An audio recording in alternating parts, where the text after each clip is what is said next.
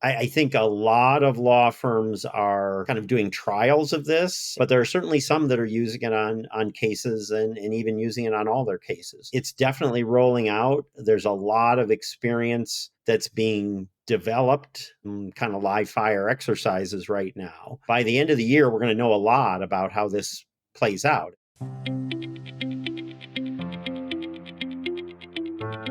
Today on LawNext, is generative AI the new paradigm for technology-assisted review in e-discovery?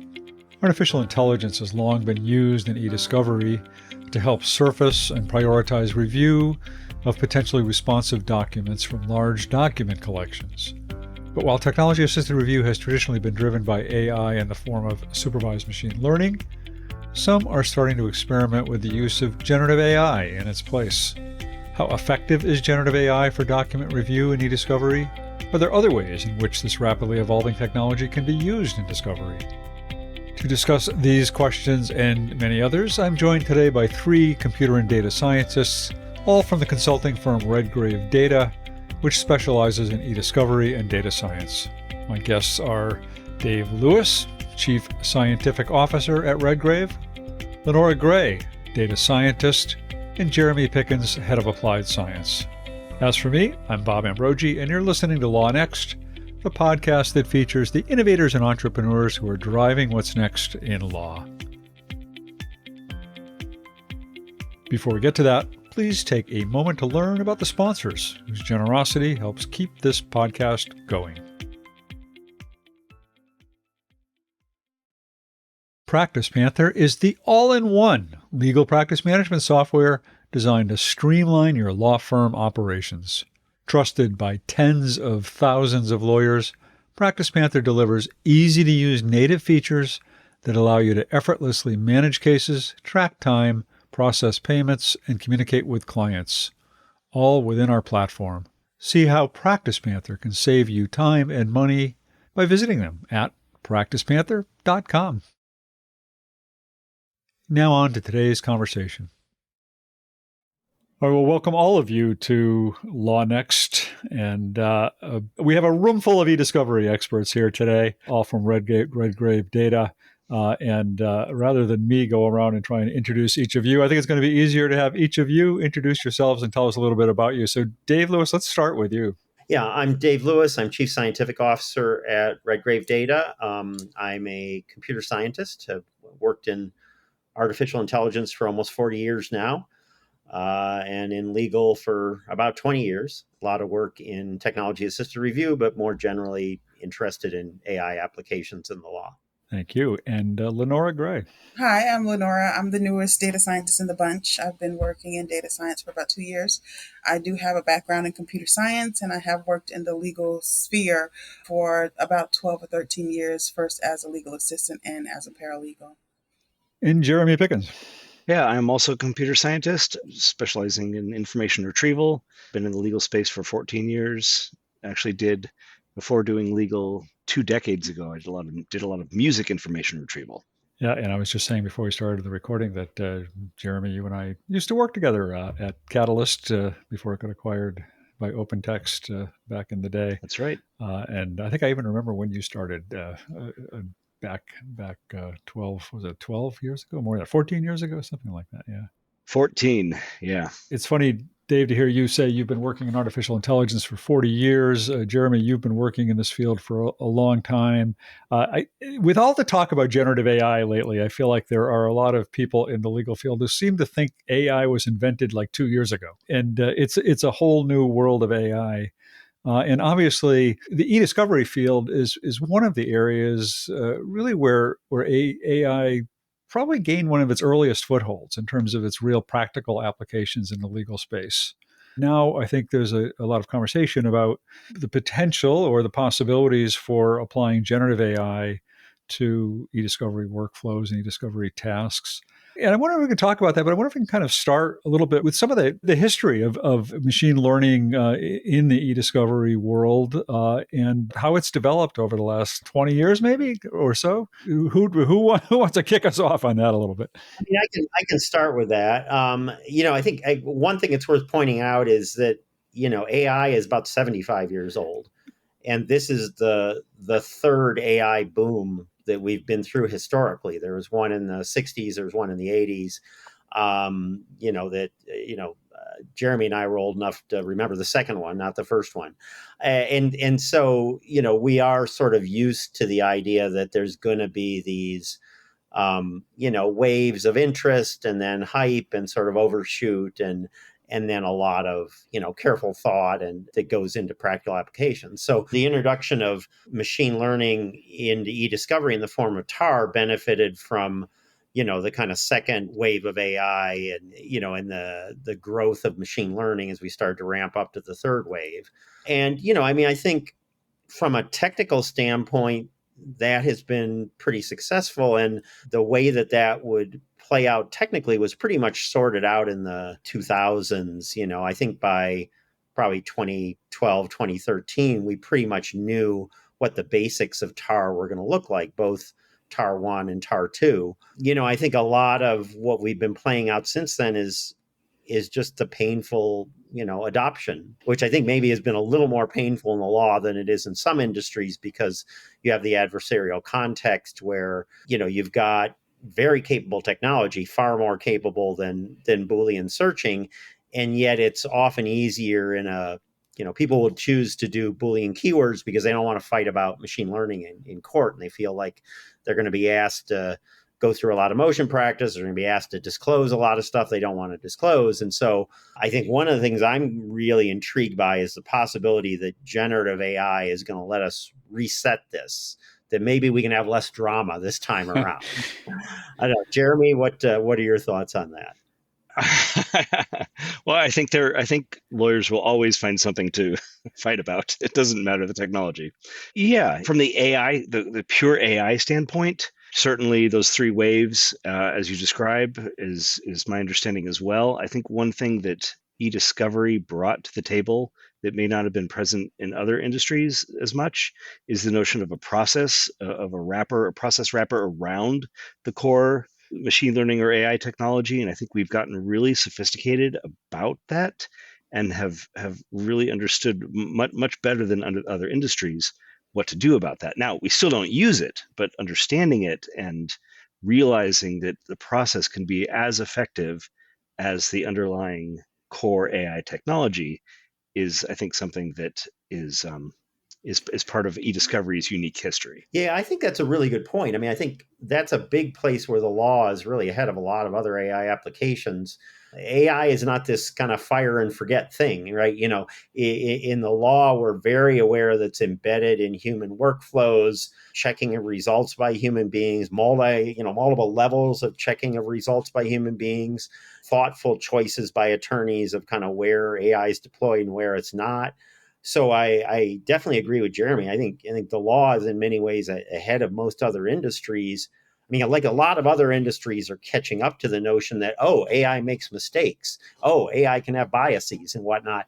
And they're just now sort of developing the human workflow frameworks to try to compensate for those things. Those workflows have kind of evolved as well in the e-discovery context, right? We talk about TAR 1.0 and TAR 2.0 and simple active learning and continuous active learning and these different kinds of terms that apply to the machine learning context. Laura, maybe you could help us understand a little bit what those terms all mean and how they relate into the e-discovery workflow. Well, we kind of divide the two TAR processes into two different paradigms. We have the two-phase TAR, where we're basically, our first step is to train the classifier to make correct predictions. And then we'll apply that classifier to the corpus of documents to, get prediction of those documents and have humans review them for accuracy. With the continuous active learning or one-phase TAR, the decisions of the human reviewers are continuously fed into the classifier so that we re-predict the documents to get more and more accurate results from the classifier itself. So it's kind of like giving feedback to the machine and continuously training it to get better and better at predicting the relevance or privilege of documents, whatever we're looking for in that instance. Yeah, and in kind of an unfortunate historical accident, TAR 1.0 has two phases and TAR 2.0 has one phase. I think the only other thing I would add to that is in the early deployment of TAR 1.0, two-phase workflows, there tended to be, human review of the second phase materials. You train a classifier, you set a cutoff, and everything above cutoff would say go to lower price reviewers to double check.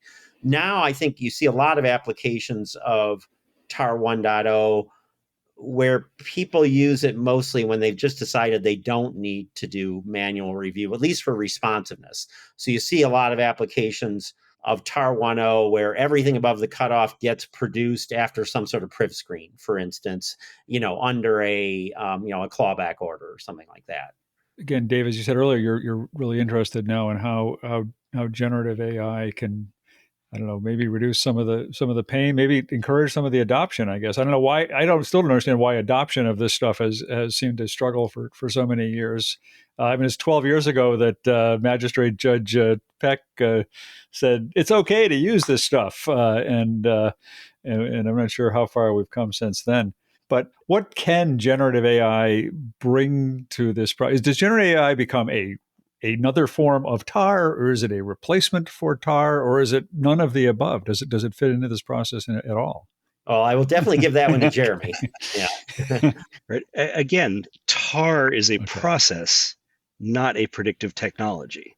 And so, in the same way that underneath in the TAR regimen, you might have a logistic regression machine learning classifier, you might have a support vector machine learning classifier. These are all things you've probably heard over the years if you're in this industry. So too now can you have a Gen AI based classifier. So Gen AI does a lot of different things, classification only one of the many things, but you can sort of bend Gen AI into being your core classifier. And if that's in that sense, you still need a TAR process wrapped around the generative AI to make sure you're correctly iterating on prompts, that you're getting the results you expect to get, that you're checking to see that the result of your predictions are correct. All these are the things we've known for over a decade from discriminative TAR algorithms. So logistic regression, support vector machines, those are discriminative AI. All those same things apply in the generative AI as well. Does it change the process? Would its application? Well, let me actually back up a second and say I know that you folks have done some research into, and I think Jeremy, I think was it you or you and Dave, basically both put out a paper recently, kind of looking at Gen AI versus some of the more traditional forms of machine learning TAR. Is Gen AI even being used in e-discovery review at this point, or is this still something we're researching and trying to figure out whether it has application? Yeah, so Relativity and other e-discovery companies have rolled out essentially TAR systems that have generative AI as the classifier, as Jeremy said. There is, I think a lot of law firms are kind of doing trials of this, but there are certainly some that are using it on cases and even using it on all their cases. So it's definitely rolling out. There's a lot of experience that's being developed, in kind of live fire exercises right now.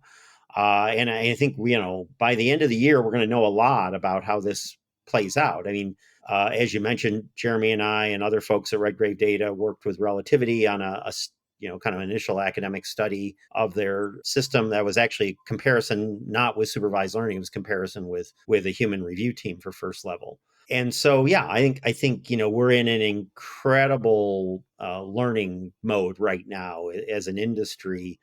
And, the costs are still pretty high. And so I think, as the costs come down, as the technology advances, we'll probably, see it applied to larger cases. We'll see more firms applying it. But already, I think there's, a lot of comparisons. I mean, I'm really waiting to sort of hear, because I know behind the scenes this is being done. I'm waiting for kind of more of the public disclosure to come out and hearing from, or even, hey, talk to me privately, hearing what people who are doing these internal comparisons at law firms are going to find out. Is there reason, or is there evidence or indication that there should be, I don't know, I won't say a rush perhaps, but that we should be moving in the direction of making greater use of Gen AI as a classifier? Is there reason to believe it could be more accurate as a classifier, or deliver better results or cheaper results or anything else? Yeah, there's pluses and minuses. Why don't you sort of run through it, Jeremy? Traditionally it's easy to get high precision and lower recall. You usually have to work to raise your recall in both keyword searching and in traditional discriminative machine learning, supervised learning sort of applications. And that's why, for instance, continuous learning is so effective, because you, by doing it in a continuous way, you raise your recall level. And recall is basically how many relevant documents you're returning. Is that a simple way of putting it? Yeah. Did you get Yeah. everything? Did you get everything you were supposed to Yeah. get? Did you find? And precision is, of all the things that you got, how many of them are actually responsive? Are you bringing in a lot of non-responsive stuff at the same time? When TAR was being rolled out, you saw all these claims of, hey, look, with just like 50 documents of training, we have really high precision. And it's like, great, but that's not the task. Your task is really high recall. And so it takes a little bit longer to get to that high recall point. What we're initially sort of seeing for ourselves and hearing from other quarters is that you can get to really high recall very quickly with very few prompt iterations and having looked at very few documents. Don't quote me on that as like something you will always experience. This is, like I'm saying, the scientific evidence is starting to trickle in this direction, and we will learn more. Again, as Dave says, we will learn more as we continue to use it, but that precision is a little bit lower, that you essentially have to work to raise your precision rather than raise your recall. And so it's different. Right. Yeah. We might want to explain a little, maybe Lenora, explain what prompt iteration is and what a prompt is, actually, for that matter. Well, prompt iteration. Well, when it comes to generative AI, the involvement of the human is a little bit different. So instead of, making judgments on documents and feeding that into the classifier, what the human is doing is writing the prompt, which is a text description of what they're looking for, feeding it to the Gen AI model, and seeing how it classifies the documents from there. Now, humans will usually have to write multiple iterations of the prompt in order to refine it to identify the documents correctly. We would use like a test set to test how well the prompt is doing, and iterate on that prompt until it is satisfactory, for the task at hand. So with the Gen AI paradigm, it's more about the humans being able to come up with the correct prompt instead of identifying the documents that train the classifier as well as it can. So I'm not taking a set of documents and marking them as relevant or not relevant. Instead, I'm crafting a prompt that describes what it is I'm looking for in some way, or describes to the generative AI what it is I'm looking for. Yeah, though it's tricky because, part of, as you're doing this kind of like refining this prompt you're writing, the easiest way to guide yourself effectively to do that is to have labeled some documents. So I think Yes. the hope is that you label fewer documents and you do more writing of the prompt, but you're not going to completely escape labeling documents even for developing the prompt. And of course, we haven't talked about evaluation. If you're going to do a statistical evaluation, you're certainly going to have the budget you're going to need to spend to label documents for evaluation. So I think maybe there was a little bit of kind of giddy hope that nobody was going to be labeling training documents or test documents again. And I think it's generative AI is sort of reducing that, but it's not eliminating. This sounds like a do not try this at home kind of a process. I mean, it sounds like suddenly data scientists become much more critical to the task than they might ever have been. I mean, as a company that makes its money, with people hiring data scientists, I'm softball, but I also encourage people to try it out. I mean, and I think this is what you hear from everybody, who works in generative AI is it's really worth trying it out. And now, you don't necessarily have to have access to, say, a review platform, but just try out, Copilot, try out the, summarizing your email, try out asking questions of a Gen AI system. It's not exactly the same experience as writing a prompt, say, in an e-discovery context, but it really does help you with this. It's an odd new way to interact with a computer. And I think, frankly, some of the hype that we've seen is just because it's kind of broken people's brains. The idea that you can now have a piece of software that can generate fluent text without understanding anything. And I mean, I'll go off on a bit of a historical tangent. At the early 19th century, late 18th century, even, as mechanical engineering and water pumps and steam and air pressure pumps were being developed, people built automata, which we would now think of like you go to Disneyland, you see Abe Lincoln, and people, so somebody would say like make a little automaton of a bunny rabbit. And its ears would wiggle and it would look like it was breathing and whatnot. And this freaked people out. So what is, philosophers went crazy over it. What is life? Is this alive? What does it mean? And I think we're having that moment with generative AI right now where it's just we've never interacted with a machine in this way before. And people sometimes lose themselves and lose their perspective on this. Less in e-discovery, because I think e-discovery people are a little more used to the idea that you can get intelligent-like behavior without real intelligence. And this is just sort of a more impressive form of that in generative AI.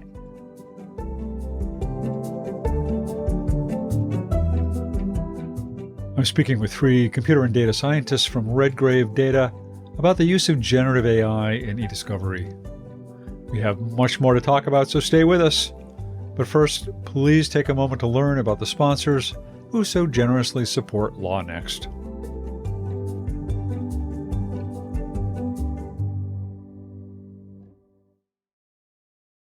Practice Panther is the #1 rated practice management software designed to help you analyze, automate, and grow your firm.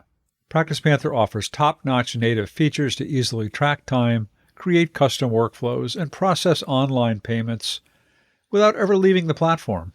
Learn more about what Practice Panther has to offer at practicepanther.com. Welcome back. We're talking about generative AI, and specifically about its application to technology-assisted review in e-discovery, a process that has, until now, relied on a different form of AI, supervised machine learning. Can generative AI be used to help identify and prioritize potentially responsive documents? And are there other ways it can help reduce the time and cost of discovery? We have lots of questions, and our panel has lots of answers, so let's get back to that conversation.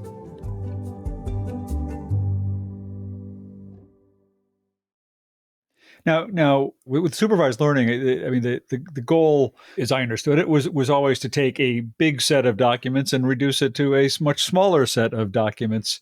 And then once you got that smaller set of documents, there was still going to be a role for humans in there, which is to review that smaller set and mark them. And I heard, Dave, I think you said earlier that practice now, in some cases, people they just hand them all over, just if they're coming back as potentially relevant, or responsive rather. But is there a role for Gen AI to somehow take over some of that, also that review side of it, as opposed to just the winnowing of the pile a little bit? Well, obviously, like the paper we did with relativity was head-to-head comparison between Gen AI and first level review. And then your question is the question that you would always face with TAR, which is just, how much QC are you going to do? How much second level review? How much even third level? How much of a priv screen? And, attorneys make those decisions, based on what's at stake, how sensitive the material is. And I think those decisions are going to be very similar for Gen AI. I think it's much more likely to affect the earlier stages. I think the later stages are going to be thought about, from a risk cost trade-off, very much the way we think about TAR right now, or even how we would think about a first level review right now. Right. So you're in that sense, you'll have to, an attorney will have to be aware that the failure modes of a Gen AI system are different than the failure modes of a first level review team. Right. So there's going to be, you won't have the sort of like, okay, this reviewer came in drunk today, and we're just going to have to throw out all their stuff. It's much more like this class of documents is just sort of maybe systematically being mishandled. Right. And there's a lot we're going to have to learn, because it's a technology that frankly, even experts don't have a good understanding of, in the sense of, in this sense, like experts have a very good sense of, if you give certain kinds of training data to a supervised learning system, if you went in and you looked pretty closely at the training data and the words and phrases and whatnot, you'd have a pretty good sense of what would come out the other end. Yeah. And we have even experts have a much less clear sort of mental model of, if you make these kinds of changes in a prompt, how is that going to change the overall behavior? That's something we're all still, both science and the industry applications are still learning that right now. Yeah. Did you say what that paper that you did with relativity? What was the ultimate conclusion in terms of comparing Gen AI versus human first pass review? Yeah, so obviously, this is one project, right? Yeah. So, you don't want to draw a deep conclusion, but it's very much along the lines that Jeremy said, which you can get very high recall. In this particular case, and would not be universal by any means, the first level review team actually had sort of high precision and low recall, which was sort of lowish recall, which is certainly not something that you always see with first level review teams by any means. But it sort of, for that particular study, it made the contrast very stark. But I think what is going to be of much more interest is there's a bunch of law firms out there that are now applying AIR and other technologies to or other sources of LLMs to actual cases, and we'll start to hear more about what the patterns are as this gets deployed across a lot of cases. Are there other applications of Gen AI in the e-discovery context, or we're working with a set of documents in e-discovery? I know summarization obviously is probably one, but are there applications for, I don't know, early case assessment, for sort of better, just sort of getting quicker answers about sets of documents or that sort of thing? Yeah, I think those are the exciting applications. Actually, Lenora, why don't you start in on that, and Jeremy, add yours. Yeah, there are some applications using it for summarization, such as looking at a set of documents you get from a deposition, outlining issues in the prompt, and looking through the documents and tagging those documents if they are related to the certain issues that have been tagged. I also think that we have some uses for it in the ECA process related to RAG. I think that's something that Jeremy's working on. Yeah. When you're looking, you can use it to prepare questions of a deponent.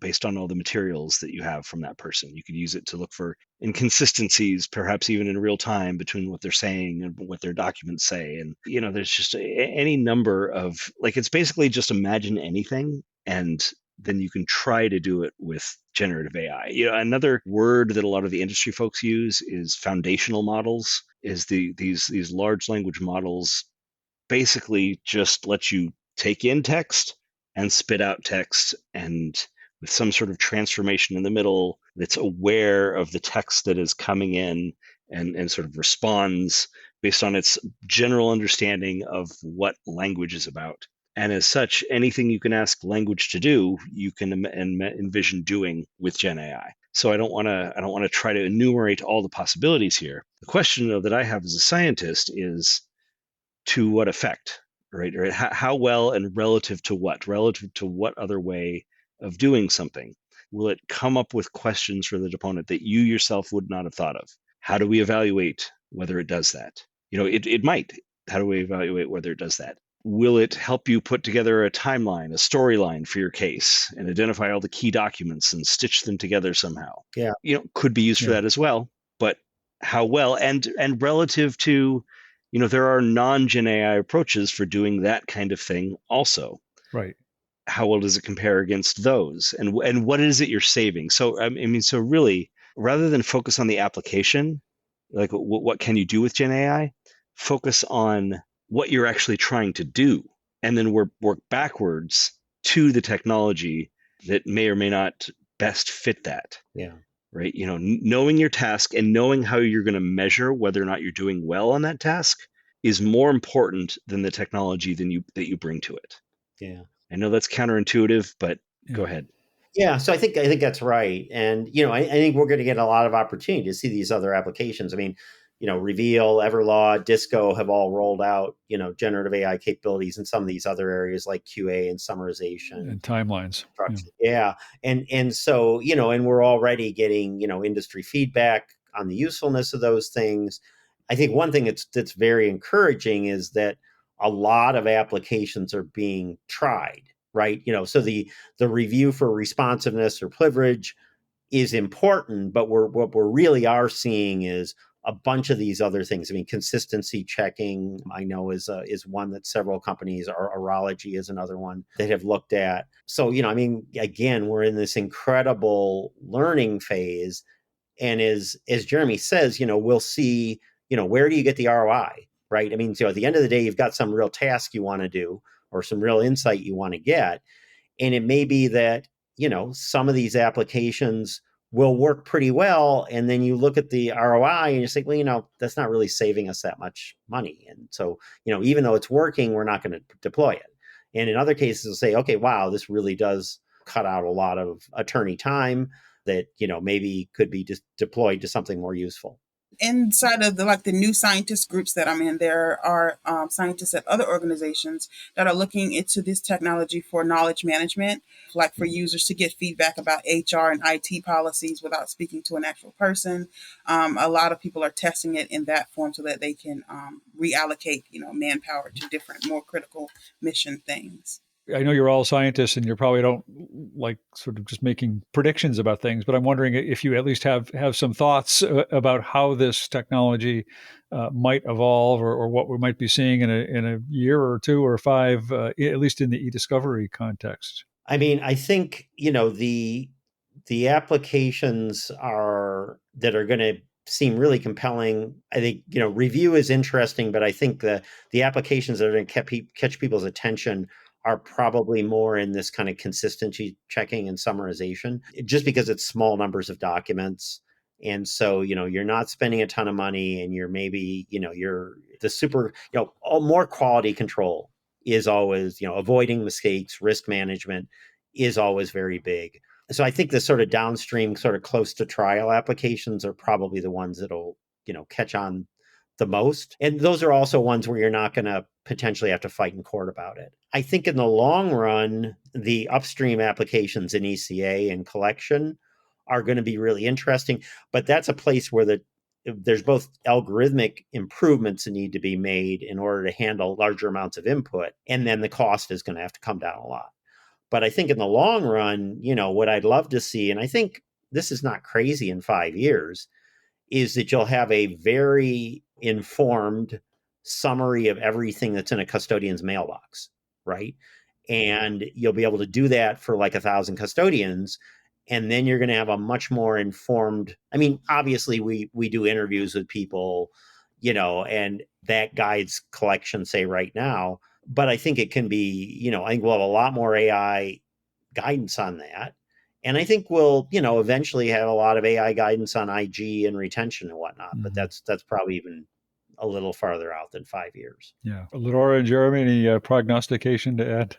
No, but I'd be interested to see if the Gen AI technology kind of like frog leaps the discriminative models in some instances, like with the democratization of this technology through GPT and the different plugins that they have, and Microsoft putting it in every product that they have. Is there potential that people will be just skip over, logistic regression altogether? So I'm interested in seeing like how that plays out in the future.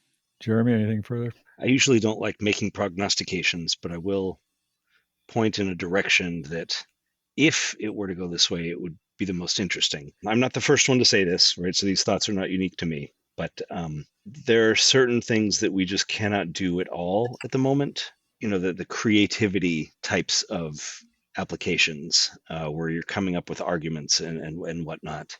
I still want to see evaluation. I still want to have it proved out. But that's something where we just can't do anything like it currently with any of the technology. And if we could make inroads in that direction, that would be at least the most interesting direction for this stuff to go. So a little brainstorming a little bit. Yeah. Again, like I said, I'm not the first person to sort of make these kinds of suggestions, right? So I'm not saying this is unique. And I still want to see some sort of evaluation. How do you actually know that the brainstorming is good? Like if you hadn't just sat there for a half a minute longer and taken one more sip on that drink that you wouldn't have like sort of had it popped into your mind anyway.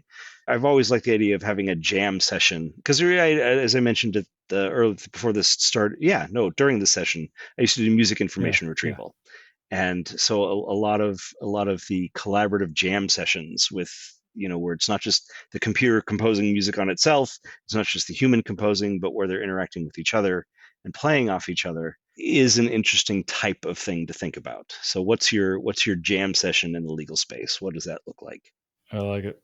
I know we're about out of time. David, I just want to ask you real quick, because I know that you worked on a report that came out from the EDRM on AI ethics and bias, and I think that might have been last year or the year before. But again, I think that it was a little bit more focused on some of the earlier forms of TAR. But do you see any particular ethics issues around generative AI in the e-discovery context that are in any way different or unique from what they've been for the last 10 years or so in the e-discovery field with the use of TAR? I mean, does generative AI raise any new ethics issues for you? I think it does. I mean, honestly, we could spend a whole Yeah. podcast. The EDRM paper we did was very focused on kind of attorney professional responsibilities, and there was a lot of focus on leaking of information, things like that. Yeah.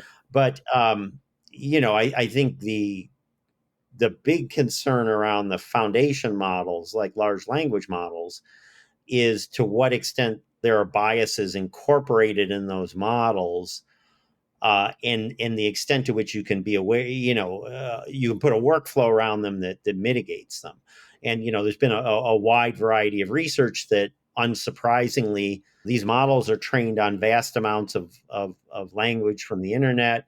They pick up all sorts of human biases about races and genders and occupations and things like that. And I think the extent to which those are a particular danger in a legal context depends a lot on the case. And so, if you've got a discovery matter that's largely about, or particular financial arrangements made, price fixing or something like that, maybe you're not as worried about it. But if you say you got an employment matter, and in particular, if you're doing, and there are companies that are proposing this, let's say you're doing screening of everybody's email for whether they are harassing other employees. So that's a place where you certainly could become extremely worried that biases in how language, say, from different racial or ethnic groups were interpreted by the model might impact who this system is picking out to look at in more detail. And so the details are going to matter a lot here, but there's definitely concerns. And I think, fortunately, lawyers are probably more attuned to these kinds of risks than maybe people in industries that are just encountering AI. Lenora, you want to say anything more about that? I think you pretty much covered as far as what we are worried about as far as bias and which stage that they're, trying to mitigate the bias, because we don't know what effect the actual, content of the data would have on what the output is. Are they mitigating it at that point? Are they mitigating it inside the model? Are they mitigating it by, changing the output itself or having somebody review the output for the bias? It would just, looking at those workflows is very, very important to a lot of different industries, and especially in sensitive industries like HR, law enforcement, different surveillance type industries. I would want to be very careful about how these systems are deployed in those instances. All right. Well, I know we're out of time here. Could talk a lot more about this, but I will mention to listeners that this show will be out just ahead of ILTACON, and if you're going to be at ILTACON, all three of you are speaking at one point or another at ILTACON. So if anybody wants to hear more from Dave, Jeremy, and Lenora, they can do it there, and I'm sure you'd also welcome people to reach out to you at any time with questions. Yeah, absolutely. No, and this has been, it's just been a really exciting time. I feel very fortunate that we've, Redgrave Data has sort of focused on these AI issues, and we just, there's so much of it exploding now that it's just been an extremely exciting time to be working in this area and talking about it. And so thanks a lot, Bob, for having us on. Yeah, well, thanks for doing it. Thanks to all of you, and see you all at ILTACON, I hope. All right, see you at ILTACON. All right.